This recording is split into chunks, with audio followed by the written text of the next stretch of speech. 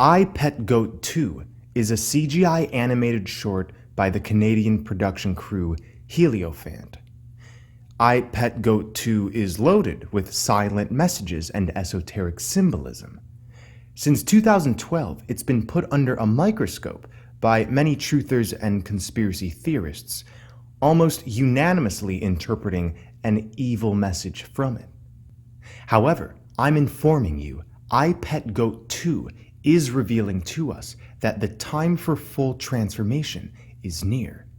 What is typically interpreted as an animation used to mock us or reveal plans for a new world order of sorts is actually holding the very message I've been sharing on this channel, that we've been living in a holographic construct, a simulation designed to invert the aspects of divine consciousness in order to be purged. After all, as the Jungian rule states, if something needs to be resolved, it must be projected into the external environment to be observed and released. There is a lot of symbolism in this video, but I will be focusing on the ascensional message that it holds. The video opens up with a puppeteer's hands orchestrating President Bush, who is dancing. He's acting a fool. He ends up transforming into Obama. Both presidents are acting, being overly dramatic. This is revealing that the world is a stage, a game. This is why we see the checkerboard, representing a construct of duality. Checkerboards, after all, are used to play games. But as we will see, this checkerboard is going away. We are moving away from the age of duality. This isn't literally representing Bush or Obama. It's just revealing that everything in the mainstream public sphere, politics, culture, entertainment, etc., it's all an orchestration. The next scene shows a little girl holding an apple, which falls onto the checkerboard, splitting in two, and in the center of them grows a lotus flower. The apple, as we discussed in my video, The Toroidal App, represents the toroidal field this realm exists within. An apple, when cut open, looks very much like a toroidal field. We are the living souls, the finite number of game players who have projected ourselves into this temporary holding space, and we cut ourselves in half from full perception into the toroidal net. Through this splitting, we gain wisdom, hence both halves of ourselves end up in singularity, blossoming into beauty. The lotus is one of Buddhism's most recognizable symbols of enlightenment. Because the lotus grows in muddy water, it symbolizes the purity of enlightenment arising amidst the suffering of samsara.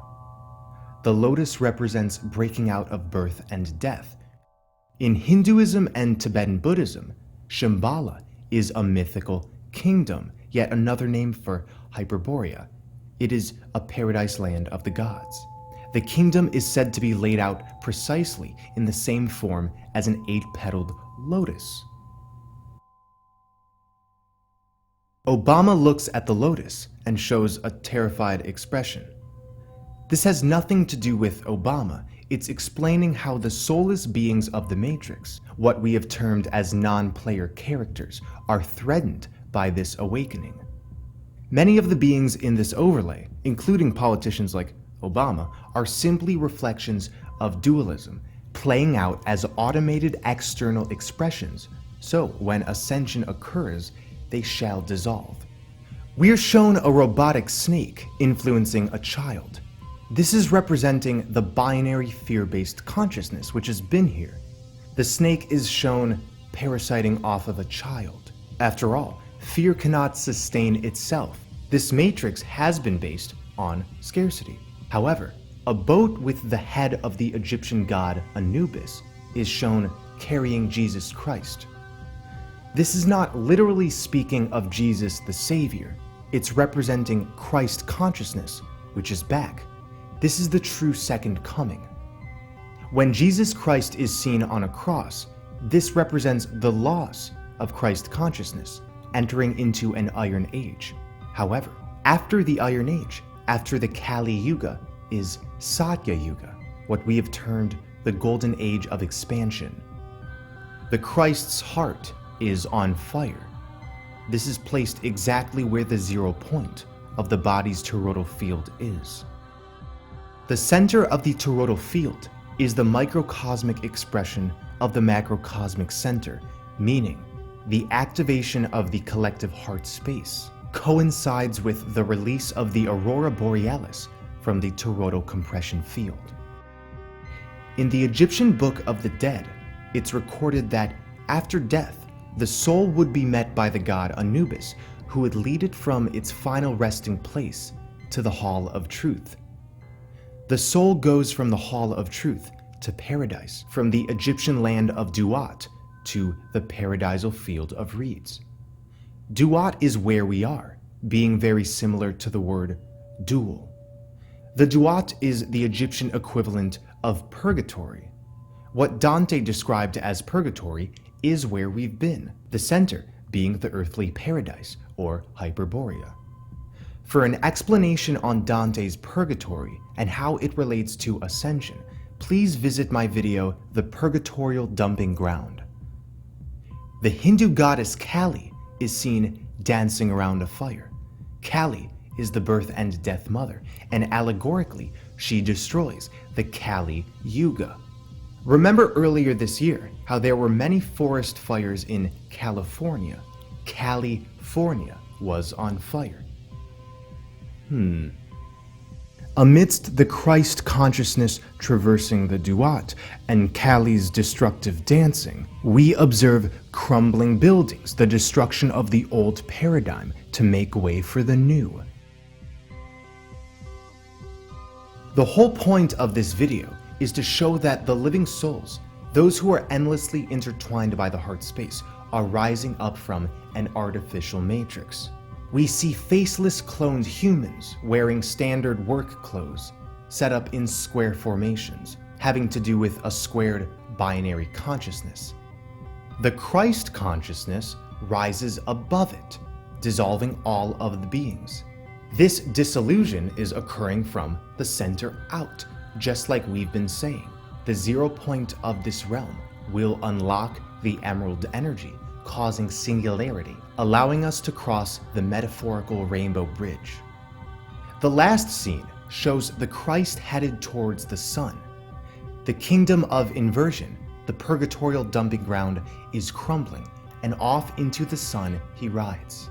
In the distance, pyramids are breaking apart, representing the end of hierarchy and master-slave paradigms. We are getting away from the paradigm of better and worse, of above and below.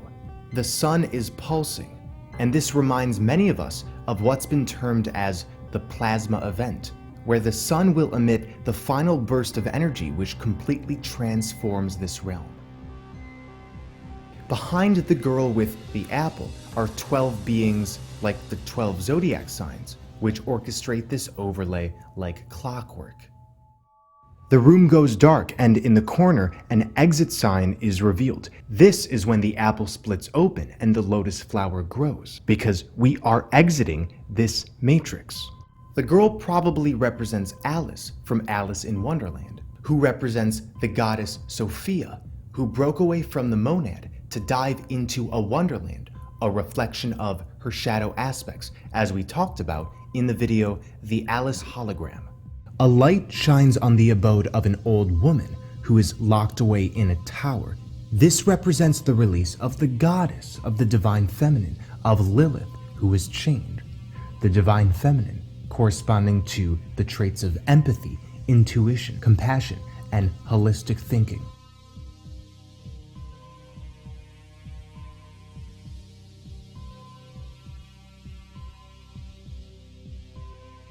The robotic snake character is the false ego, the reptilian part of the brain which responds to fear. He represents duality, confusion, and separation from the true self.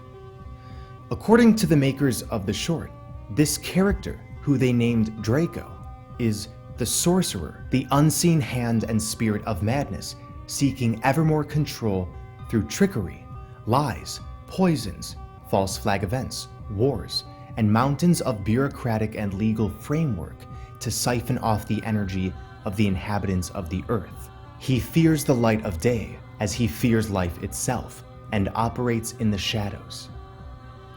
The child Draco is parasiting off of looks up and sees fighter jets. Not only do these jets look like the square and compass, but also an aircraft called Aurora. These Aurora fighter jets release bombs. Once the purging process has been completed, the Aurora Borealis will be spreading throughout this plane to deactivate these temporary forms. This represents the power of the Aurora. Its full activation will destroy the old world, making way for the Golden Age. The fire of the heart burns as the age of duality crumbles, freezing all opposing energy as if it never existed. This is what the stoned, horned figure represents. It's the end of the prison construct, which shadows in comparison to the brilliance of the New Age. Crumbling behind the Christ is Notre Dame Cathedral.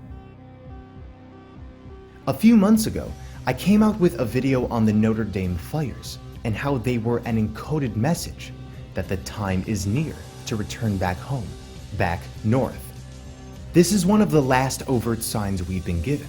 Our Lady at the North is on fire. Like the fire emitted from the Christ's feet, we jumped into this cauldron. We thought this whole time it was burning us, but it was actually burning away that which we do not require, so we can return to the Emerald Throne, the motherland. The Aurora dances and glows with such radiance because the heart space holds the key to all of creation. Does anything compare to the Aurora Borealis? Does anything dance like it, glow with such brilliance? Thank you so much for watching. Take care, everybody.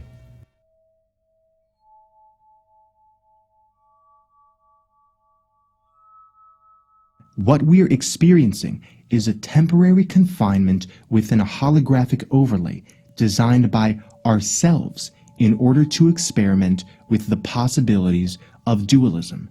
You think this body is yours, but you are nothing more than a shadow right now. This is indeed why there's a shadow on the ground representing you. Because all of the matter here is a projection. It doesn't exist. It's a part of this illusion that must eventually dissolve back into the center.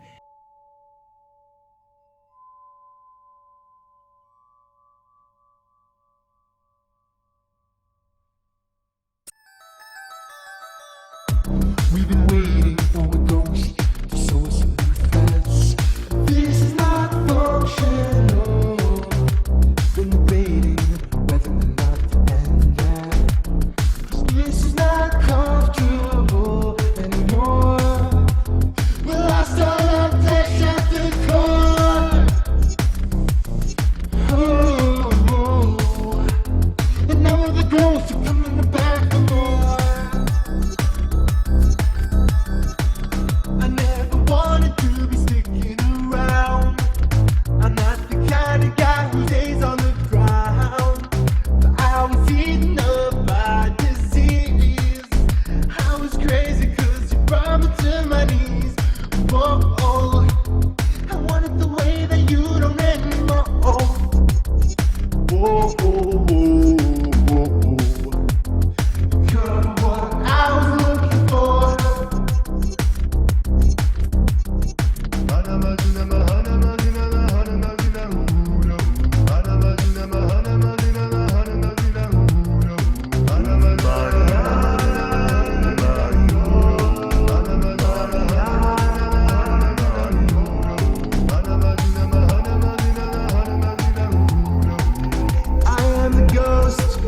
I am the ghost.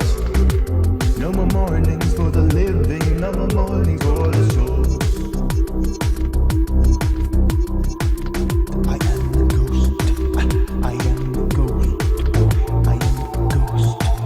I am the ghost. No more torment, no more torment, no more torment. In the new age, in the new age, in the new age. I'm the dancer of the darkness, I'm the weaver of the dreamland.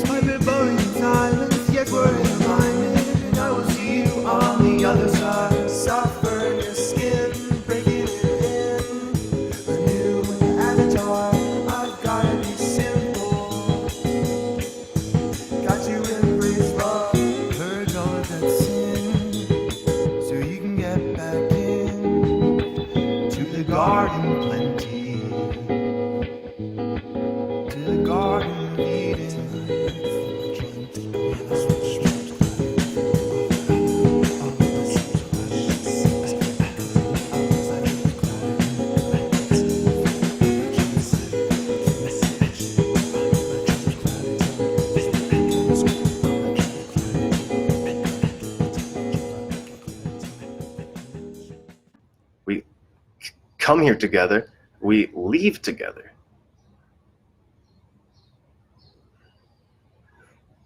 It's impossible to get lost in purgatory.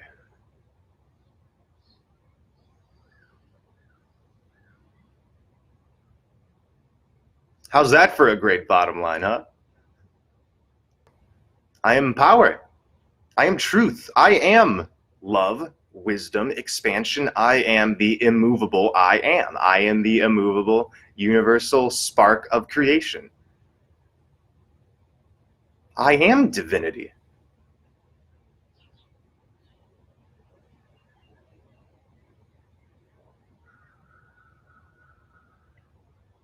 To be or not to be, that's the question. Or is it? Because you're here, so obviously you're in being.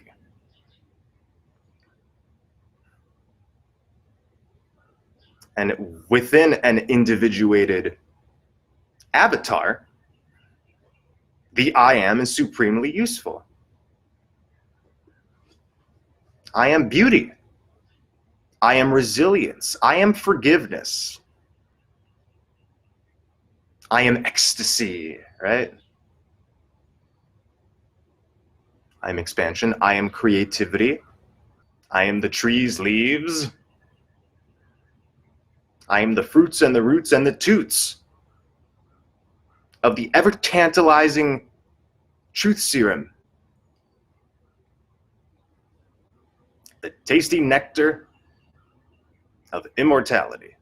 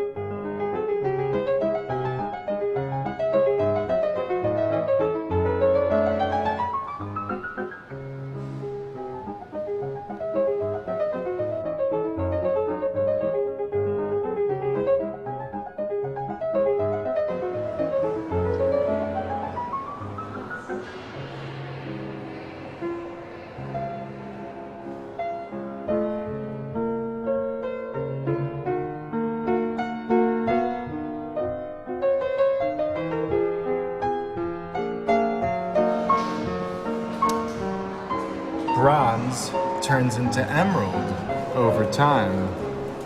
To gold age. Bronze Age to Golden Age. It's all set in stone.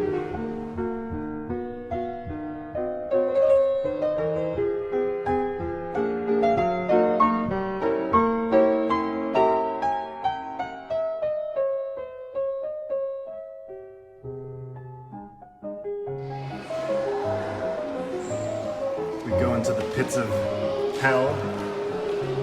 We purge all of it out. The universe thereby chains the darkness and dissolves it, and then the phoenix rises from the ashes. Going to the Emerald Throne, everybody. Woohoo. Ha ha ha, we have been in the magic mirror, haven't we?